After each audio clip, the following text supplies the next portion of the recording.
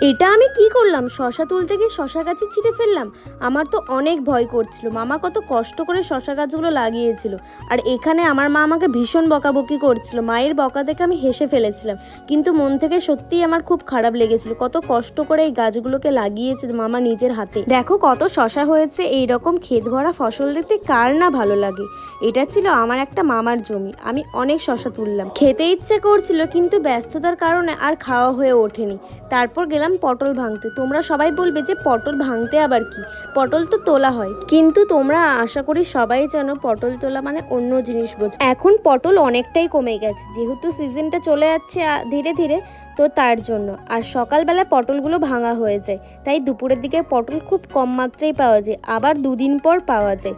তো তোমাদের ভিডিওটা কেমন লাগলো অবশ্যই আমাকে কমেন্ট করে বলবে। আর এইরকম আমার মতন কেউ খেতে গিয়ে পটল ভেঙে থাকলে আমায় অবশ্যই কমেন্ট করো।